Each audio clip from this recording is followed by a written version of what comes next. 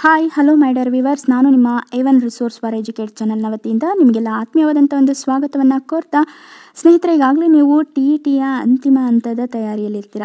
So ನಿಮಗೆ use ಆಗಲಿ ಅನ್ನೋ ಒಂದು ಉದ್ದೇಶಕ್ಕೋಸ್ಕರವಾಗಿ ಪೆಡಗೋಜಿ ಆಫ್ ಲ್ಯಾಂಗ್ವೇಜ್ ಡೆವಲಪ್ಮೆಂಟ್ಗೆ ಸಂಬಂಧಿಸಿದಂತೆ ಇಲ್ಲಿ ಈಗಾಗಲೇ ನಡೆದಿರ್ತಕ್ಕಂತಹ CTET ಮತ್ತು ಕರ್ನಾಟಕ ಟೆಟ್ನಲ್ಲಿ ರಿಪೀಟ್ ಆಗಿರ್ತಕ್ಕಂತಹ ಕೆಲವೊಂದು ಕ್ವಶನ್ಸ್ಗಳನ್ನು ನಾನು ಈ ಒಂದು ತರಗತಿಯಲ್ಲಿ ಡಿಸ್ಕಸ್ ಮಾಡ್ತಾ ಹೋಗ್ತೇನೆ.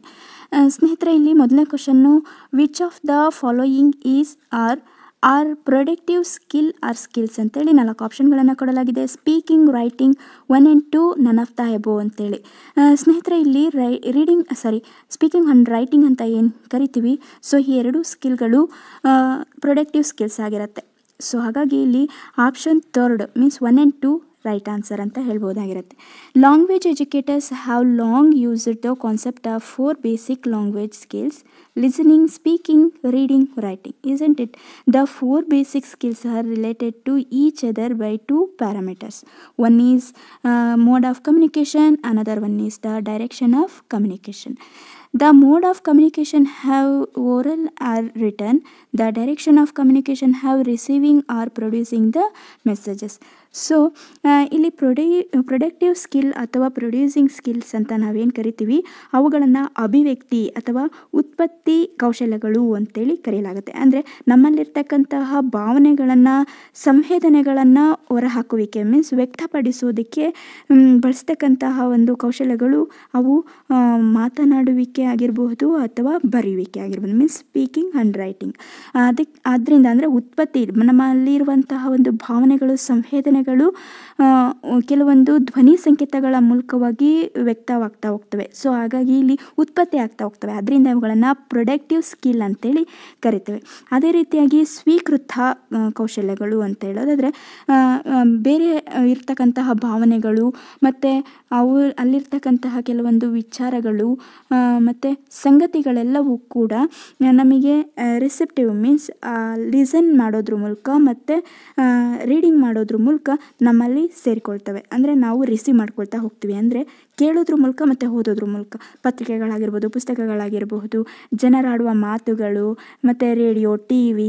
ಸೊ ಈ ಮೂಲಕವಾಗಿ ನಾವೆಲ್ಲ ಏನು ಮಾಡ್ತಾ ಹೋಗ್ತೀವಿ, ವಿಷಯಗಳನ್ನು ಕಲೆಕ್ಟ್ ಮಾಡ್ಕೊಳ್ತೇವೆ, ಅಂದರೆ ಸಂಗ್ರಹಿಸ್ತೇವೆ, ಸ್ವೀಕರಿಸ್ತೇವೆ. ಸೊ ಹಾಗಾಗಿ ಇವುಗಳನ್ನು ಸ್ವೀಕೃತ ಕೌಶಲ್ಯಗಳು ಅಂತೇಳಿ ಲಿಸನಿಂಗ್ ಮತ್ತು ರೀಡಿಂಗ್ ಮೀನ್ಸ್ ಕೇಳುವುದು ಮತ್ತು ಓದುವುದು, ಇವು ಸ್ವೀಕೃತ ಕೌಶಲ್ಯಗಳಲ್ಲಿ ಬರೋದನ್ನು ನಾವು ನೋಡ್ಬೋದು. ಸೊ ಇದನ್ನು ನಾನು ಇನ್ನೂ ಸ್ಪಷ್ಟವಾಗಿ ನಿಮಗೆ ತಿಳಿಸ್ಬೇಕು ಅನ್ನೋದಾದರೆ ಇಲ್ಲೊಂದು ಫ್ಲೋ ಚಾರ್ಟ್ ಇದೆ, ತೋರಿಸ್ತೇನೆ ನೋಡಿ. 4 basic skills in a language: listening, speaking, reading and writing. ಇಲ್ಲಿ ಭಾಷಾ ಕೌಶಲ್ಯಗಳಲ್ಲಿ ನಾವು 4 ಕೌಶಲ್ಯಗಳನ್ನು ನೋಡ್ತಾ ಹೋಗ್ತೀವಿ. ನಾವು ಆಲಿಸುವಿಕೆ ಅಥವಾ ಕೇಳುವುದು, ಓದುವುದು ಮತ್ತು ಮಾತನಾಡುವುದು, ಬರೆಯುವುದು ಅಂತೇಳಿ. ಸೊ ಇಲ್ಲಿ ಲಿಸನಿಂಗ್ ಮತ್ತು ರೀಡಿಂಗ್ ಅನ್ನುವಂಥದ್ದು ಸ್ವೀಕೃತಿ ಕೌಶಲ್ಯಗಳಲ್ಲಿ ಬರುತ್ತೆ, ಮೀನ್ಸ್ ರೆಸಿಪ್ಟಿವ್ ಅಥವಾ ರಿಸೀವಿಂಗ್ ಸ್ಕಿಲ್ಸಲ್ಲಿ ಬರೋದನ್ನು ನೋಡುತ್ತೇವೆ. ಅದೇ ರೀತಿಯಾಗಿ ಸ್ಪೀಕಿಂಗ್ ಆ್ಯಂಡ್ ರೈಟಿಂಗ್ ಅಂತ ಏನು ಕರಿತೀವಿ, ಇವುಗಳು ಪ್ರೊಡಕ್ಟಿವ್ ಸ್ಕಿಲ್ಸ್ನಲ್ಲಿ ಅಂದರೆ ಉತ್ಪತ್ತಿ ಅಥವಾ ಅಭಿವ್ಯಕ್ತಿ ಕೌಶಲ್ಯಗಳಲ್ಲಿ ಬರೋದನ್ನು ನೋಡ್ಬೋದಾಗಿರುತ್ತೆ ಸ್ನೇಹಿತರೆ. ಅಂದರೆ ಇಲ್ಲಿ ಇದರ ಮೇಲೆ ಯಾವ ರೀತಿ ಕ್ವಶನ್ಸ್ಗಳನ್ನು ಕೇಳ್ತಾರೆ ಅಂತ ಹೇಳಿದ್ರೆ, which of the following is receiving skill in oral mode ಅಂತೇಳಿ ಕೇಳ್ಬೋದು. ಆಗ ನಮಗೆ ಬರಬೇಕಾಗಿರತಕ್ಕಂಥ ಆನ್ಸರ್ ಅಂತ ಹೇಳಿದ್ರೆ ಲಿಸ್ನಿಂಗ್ ಸ್ಕಿಲ್ ಅಂತ ಹೇಳಲಾಗುತ್ತೆ. ಅದೇ ರೀತಿಯಾಗಿ which of the following is producing skill in the oral mode ಅಂತ ಕೇಳಿದ್ರೆ ಆಗ ಸ್ಪೀಕಿಂಗ್ ಅಂತ ಹೇಳಬೇಕಾಗುತ್ತೆ. ಸೊ ಇವೆರಡೂ ಕೂಡ ಅಂದರೆ ಲಿಸನಿಂಗ್ ಆ್ಯಂಡ್ ಸ್ಪೀಕಿಂಗ್ ಎರಡೂ ಕೂಡ ಓರಲ್ ಮೋಡಲ್ಲಿ ಬರ್ತಕ್ಕಂತಹ ಒಂದು ಸ್ಕಿಲ್ಸ್ ಆಗಿರುತ್ತೆ. ಇನ್ನು which of the following is receiving skill in the written mode ಅಂತ ಹೇಳಿದ್ರೆ ಅದು ರೀಡಿಂಗ್ ಆಗಿರುತ್ತೆ. ಸೊ ಇಲ್ಲಿ next which of the following is receiving skill producing skill in the written mode ಅಂತ ಹೇಳಿದ್ರೆ ಅದು ರೈಟಿಂಗ್ ಆಗಿರುತ್ತೆ ಸ್ನೇಹಿತರೆ. ಅಂದರೆ ಇವೆರಡೂ ಅಂದರೆ ಯಾವುದು ರೀಡಿಂಗ್ ಆ್ಯಂಡ್ ರೈಟಿಂಗ್ ಎರಡೂ ಕೂಡ ಬರುವಂಥದ್ದು ರಿಟನ್ ಮೋಡಲ್ಲಿ ಬರುತ್ತೆ ಅಂತ ಹೇಳ್ಬಹುದಾಗಿರುತ್ತೆ. ಸೊ ರಿಟನ್ ಮೋಡಲ್ಲಿ ಒಂದು ರಿಸೀವಿಂಗು, ಒಂದು ಪ್ರೊಡ್ಯೂಸಿಂಗು. ಅದೇ ರೀತಿಯಾಗಿ ಓರಲ್ ಮೋಡಲ್ಲಿ ಒಂದು ರಿಸೀವಿಂಗು, ಒಂದು ಪ್ರೊಡ್ಯೂಸಿಂಗು. ಇನ್ನು ಸೆಕೆಂಡ್ ಕ್ವಶನನ್ನು ನೋಡೋದಾದರೆ the primary functions of language are ಅಂತೇಳಿ 4 ಆಪ್ಷನ್ಗಳನ್ನು ಕೇಳಲಾಗಿದೆ. Expression of feeling, meaning, communication and thinking, to control over the people as language as a social act ಅಂತೇಳಿ. ಸೊ ಇವೆರಡೂ ಕೂಡ ಸರಿಯಾಗಿರುತ್ತೆ. ಹಾಗಾಗಿ ಇಲ್ಲಿ option 4 means 1 and 2 is a right answer ಅಂತ ಹೇಳ್ಬೋದಾಗಿರುತ್ತೆ. ಇನ್ನು ಥರ್ಡ್ ಕ್ವಶನನ್ನು ನೋಡೋದಾದರೆ The way through which the art of using skill and practice is given to learn it, then it is called ಅಂತೇಳಿ 4 ಆಪ್ಷನ್ಗಳನ್ನು ಕೇಳಲಾಗಿದೆ. ಲರ್ನಿಂಗ್, ಹೆರಿಡೇಷನ್, ಅಕ್ವಸಿಷನ್, ರೆಸಿಟೇಷನ್ ಅಂತೇಳಿ. ಸ್ನೇಹಿತರೆ, ಇದಕ್ಕೆ ಸರಿಯಾದಂಥ ಒಂದು ಉತ್ತರ ಅಂತ ಹೇಳಿದ್ರೆ learning is the right answer ಅಂತ ಹೇಳ್ಬಹುದಾಗಿರುತ್ತೆ. ಇನ್ನು 4th ಕ್ವಶನನ್ನು ನೋಡೋದಾದರೆ, the aim is that the child should learn to do the task both accurately and quickly. The statement fit to which of the following stage ಅಂತೇಳಿ 4 ಆಪ್ಷನ್ಗಳನ್ನು ಕೇಳಲಾಗಿದೆ. Acquisition, maintenance, generalisation and fluency ಅಂತೇಳಿ. So ಇಲ್ಲಿ ಒಂದು ಮಗು learning ಟಾಸ್ಕ್ನಲ್ಲಿ ಆಕ್ಯುರೇಟಾಗಿ ಮತ್ತು ಕ್ವಿಕ್ಕಾಗಿ involve ಆಗ್ತಿದ್ದಾನೆ ಅಂತ ಹೇಳಿದರೆ ಅಲ್ಲಿ ಭಾಷಾ ಹಿಡಿತಾ ಇರುತ್ತೆ, ಭಾಷಾ ಪ್ರಬುದ್ಧತೆ ಇರುತ್ತೆ. ಸೊ ಹಾಗಾಗಿ ಅವನ್ನ ಆಕ್ಯುರೇಟಾಗಿ ಕ್ವಿಕ್ಕಾಗಿ ತನ್ನನ್ನು ತಾನು ಕಲಿಕಾ ಪ್ರಕ್ರಿಯೆಯಲ್ಲಿ ತೊಡಗಿಸ್ಕೊಳ್ತಾ ಇರ್ತಾನೆ. ಸೊ ಹಾಗಾಗಿ ಇಲ್ಲಿ ಇದಕ್ಕೆ ಸರಿಯಾದಂತಹ ಒಂದು ಆಪ್ಷನ್ ಅಂತ ಹೇಳೋದಾದರೆ fluency is a right answer ಅಂತ ಹೇಳ್ಬಹುದಾಗಿರುತ್ತೆ. ಇನ್ನು 5th ಕ್ವಶನನ್ನು ನೋಡೋದಾದರೆ ಇನ್ context of theory of multiple intelligence which one of the following intelligence is required for an air force pilot ಅಂತೇಳಿ 4 ಆಪ್ಷನ್ಗಳನ್ನು ಕೇಳಲಾಗಿದೆ. Interpersonal, linguistic, ಕೆನೆಸ್ಥೆಟಿಕ್, none of the above ಅಂತೇಳಿ. ಸ್ನೇಹಿತರೆ, ಇದಕ್ಕೆ ಸರಿಯಾದಂಥ ಒಂದು ಉತ್ತರ ಅಂತ ಹೇಳಿದ್ರೆ kinesthetic is a right answer ಅಂತ ಹೇಳ್ಬೋದು. Means kinesthetic learning process information best when the physical encourage during the learning process ಅಂತ ಹೇಳ್ಬೋದಾಗಿರುತ್ತೆ. Means learning through doing approaches ಅಂತೇಳಿ. ಸೊ ಇಲ್ಲಿ ಲರ್ನಿಂಗ್ ಅನ್ನುವಂಥದ್ದು ಯಾವುದಕ್ಕೆ ಅಂತ ಹೇಳಿದ್ರೆ ಫಿಸಿಕಲ್ ಆ್ಯಕ್ಟಿವಿಟೀಸ್ಗೆ ಸಂಬಂಧಪಟ್ಟಂಥದ್ದಾಗಿರುತ್ತೆ. Means kinesthetic learning encourages physical activities. ಇಲ್ಲಿ ಏರ್ ಫೋರ್ಸ್ ಪೈಲಟು ಯಾವುದರ ಮೂಲಕ ತನ್ನ ಒಂದು ದೇಹದ ಅಂಗಾಂಗಗಳನ್ನು ಯೂಸ್ ಮಾಡ್ಕೊಳ್ಳೋದ್ರ ಮೂಲಕ ಅಲ್ಲಿ ಕಲಿಕೆಯಲ್ಲಿ ತೊಡಗಿರ್ತಾನೆ. ಅಂದರೆ ಅಂದರೆ ವಿಮಾನವನ್ನು ಓಡಿಸೋದಲ್ಲಿ ಅಲ್ಲಿ ಇರ್ತಕ್ಕಂತಹ ಎಲ್ಲ ಇಕ್ವಿಪ್ಮೆಂಟ್ಸ್ಗಳನ್ನು ಯೂಸ್ ಮಾಡ್ಕೊಳ್ತಾ ಇರ್ತಾನೆ. ಸೊ ಅದೇ ರೀತಿಯಾಗಿ ಇಲ್ಲಿ ಏನು ನಾವು ನೋಡಿ ಕಲಿ ಅನ್ನೋದಕ್ಕಿಂತ ಮಾಡಿ ಕಲಿ ಅನ್ನುವಂತಹ ಒಂದು ಕಾನ್ಸೆಪ್ಟ್ ಇಲ್ಲಿ ಬಹಳಷ್ಟು ಚೆನ್ನಾಗಿ ಮ್ಯಾಚ್ ಆಗುತ್ತೆ ಅನ್ನೋದನ್ನು ಹೇಳ್ಬೋದಾಗಿರುತ್ತೆ. ಅಂದರೆ ತನ್ನ ಕಲಿಕೆಯಲ್ಲಿ ದೇಹದ ಅಂಗಾಂಗಗಳನ್ನು ಕೂಡ ಬಳಸ್ತಕ್ಕಂತಹದ್ದು, ಆಟ ಆಡೋದ್ರಿ ಇರ್ಬೋದು ಅಥವಾ ಏನು ಅಂದರೆ ತನ್ನ ದೇಹದ ಭಾಗಗಳನ್ನು ಬಳಸಿಕೊಳ್ಳೋದ್ರ ಮೂಲಕವಾಗಿ ಕಲಿಕೆಯ ಪ್ರಕ್ರಿಯೆಯಲ್ಲಿ ಮಗು ತೊಡಗಿರುತ್ತೆ. ಸೊ ಹಾಗಾದರೆ ಅಂತಹ ಒಂದು ಕಲಿಕೆಯನ್ನು ನಾವು ಕೆನೆಸ್ಥೆಟಿಕ್ ಅಂತೇಳಿ ಕರಿಬಹುದಾಗಿರುತ್ತೆ. ಸ್ನೇಹಿತರೆ, ಕ್ವಶನನ್ನು ನೋಡೋದಾದರೆ which method is based on the theory from example to generalization ಅಂತ ಕೇಳಿ 4 ಆಪ್ಷನ್ಗಳನ್ನು ಕೇಳಲಾಗಿದೆ. Deductive method, inductive deductive method, incidental method ಅಂತೇಳಿ. ಸ್ನೇಹಿತರೆ, ಇದಕ್ಕೆ ಸರಿಯಾದಂಥ ಒಂದು ಉತ್ತರ ಅಂತ ಹೇಳಿದ್ರೆ inductive method is a right answer ಅಂತ ಹೇಳ್ಬೋದು. In inductive method the teacher first presents are takes the example from the students, then comes on theory or concept. Inductive method is based on the theory from example to generalization to it is very useful in classroom teaching. This method helps to students to understand the difference between particular notes in the grammar, isn't it?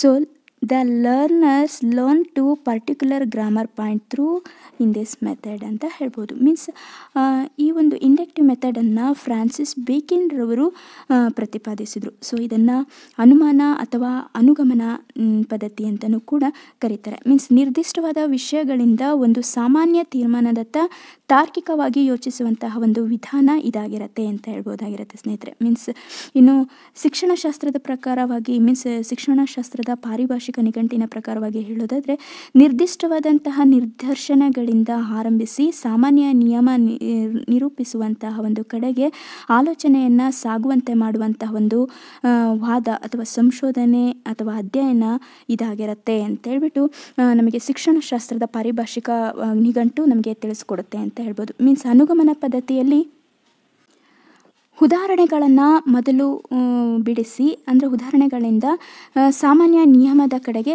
ಸಾಗ್ತಾ ಹೋಗುತ್ತೆ. ಮೊದಲು ಉದಾಹರಣೆಗಳನ್ನು ನೀಡಿ ಅದರಿಂದ ಸಾಮಾನ್ಯ ನಿಯಮವನ್ನು ರೂಪಿಸಲಾಗುತ್ತೆ ಅಂತ. ಅಂದರೆ ಬಿಡಿಯಿಂದ ಹಿಡಿಯ ಕಡೆಗೆ ಇದು ಸಾಗ್ತಾ ಹೋಗುತ್ತೆ. ಅಂದರೆ ಸರಳತೆಯಿಂದ ಸಮನ್ವಯದ ಕಡೆಗೆ ಇದು ಸಾಗುತ್ತೆ. ಸುಲಭದಿಂದ ಸಂಕೀರ್ಣದ ಕಡೆಗೆ ಈ ಒಂದು ಇಂಡಕ್ಟಿವ್ ಮೆಥಡ್ ಸಾಗೋದನ್ನು ನಾವು ನೋಡಬಹುದಾಗಿರುತ್ತೆ ಸ್ನೇಹಿತರೆ.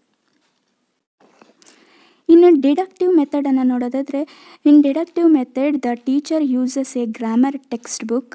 ಹಿ tells his student rules and definitions and explain those with the help of examples.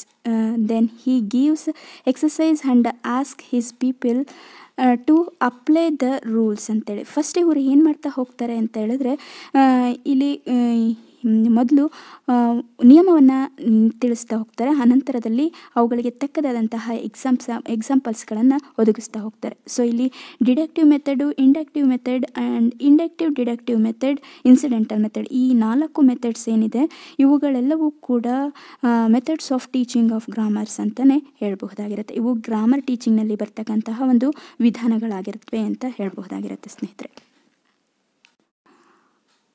Identify the characteristics of various type of instructional material used in the class room instruction ಅಂತೇಳಿ 4 ಆಪ್ಷನ್ಗಳನ್ನು ಕೇಳಲಾಗಿದೆ. Audio visual AIDS as motivator, supplement oral teaching, save time and energy, provide direct experience ಅಂತೇಳಿ. ಸ್ನೇಹಿತರೆ, ಇಲ್ಲಿ ಈ ಒಂದು question ನನಗೆ ಇದು 4th option is a right answer ಅಂತ ಹೇಳ್ಬೋದು. ಅಂದರೆ ಆಲ್ ಆಫ್ ದೀಸ್ ಅಥವಾ ಆಲ್ ಆಫ್ ಎಬೋ ಅಂತ. ಅಂದರೆ ಇಲ್ಲಿ 4 ಅಂಶಗಳು ಕೂಡ ಇದಕ್ಕೆ ಸರಿಯಾದಂಥ ಒಂದು ಉತ್ತರಗಳಾಗಿರುತ್ತೆ ಅಂತಾಗಿ ಹೇಳ್ಬೋದು. ಇನ್ನು 8th ಕ್ವಶನನ್ನು ನೋಡೋದಾದರೆ, which of the following is not the main characteristic of instructional material ಅಂತೇಳಿ 4 ಆಪ್ಷನ್ಗಳನ್ನು ಕೇಳಲಾಗಿದೆ. Save time and energy, make learning permanent, save paper, prevent discipline ಅಂತೇಳಿ. ಸೊ ಇಲ್ಲಿ ಸೆಕೆಂಡ್ ಒಂದು ಆಪ್ಷನ್ ಏನಿದೆ, ಮೇಕ್ ಲರ್ನಿಂಗ್ ಪರ್ಮನೆಂಟ್, ಸೊ ಇದು ಮೇನ್ ಕ್ಯಾರೆಕ್ಟರಿಸ್ಟಿಕ್ ಅಲ್ಲ ಅಂತೇಳಿ ಹೇಳ್ಬೋದಾಗಿರುತ್ತೆ.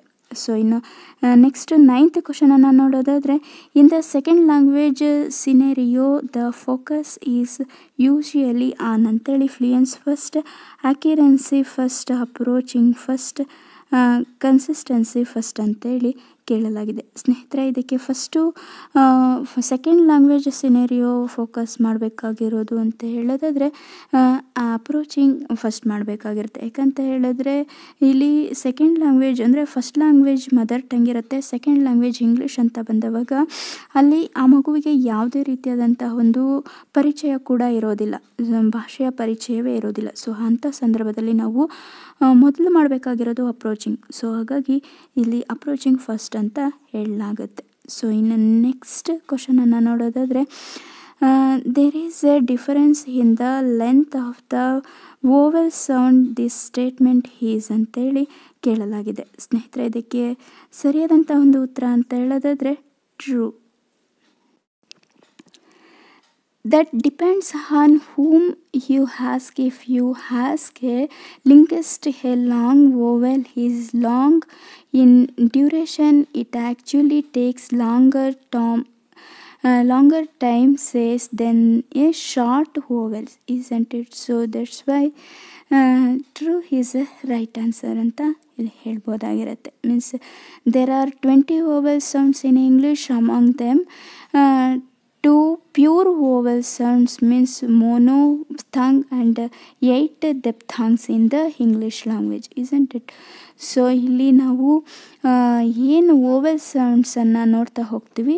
ಸೊ ಅವುಗಳಲ್ಲಿ 20 ವೋವೆಲ್ ಸೌಂಡ್ಸ್ ಇರೋದನ್ನು, ಮೀನ್ಸ್ ಅಲ್ಲಿ A E I O U ಇರ್ಬೋದು, ಬರೀ 5 ಅಕ್ಷರಗಳೇ ಇರಬಹುದು. ಬಟ್ ಸೌಂಡ್ಸ್ 20 ಸೌಂಡ್ಸ್ ಇರೋದನ್ನು ನಾವು ಈ ಮೂಲಕ ನೋಡ್ಬೋದಾಗಿರುತ್ತೆ. ಸೊ ಅದರಲ್ಲಿ ಮೋನೋಫ್ಥಾಂಗ್ 12 ಇದ್ದರೆ ಇನ್ನು 8 ಡೆಪ್ಥಾಂಗ್ಸ್ ಇರುತ್ತೆ. ಸೊ ಇವೆರಡು ಸೇರಿ 20 ವೋವೆಲ್ ಸೌಂಡ್ಸ್ ಆಗಿರೋದನ್ನು ನಾವಿಲ್ಲಿ ನೋಡ್ಬೋದಾಗಿರುತ್ತೆ ಸ್ನೇಹಿತರೆ. ಇದುವರೆಗೂ ನೀವು ನನ್ನ ತರಗತಿಯನ್ನು ಕೇಳಿದರೆ ಸ್ನೇಹಿತರೆ, ಇದು ನಿಮಗೆ ಇಷ್ಟ ಆಗಿತ್ತು ಅಂತ ಹೇಳಿದರೆ ಲೈಕ್ ಮಾಡಿ, ಶೇರ್ ಮಾಡಿ, ಕಮೆಂಟ್ ಮಾಡಿ ಹಾಗೂ ಸಬ್ಸ್ಕ್ರೈಬ್ ಆಗೋದನ್ನು ಮರಿಬೇಡಿ.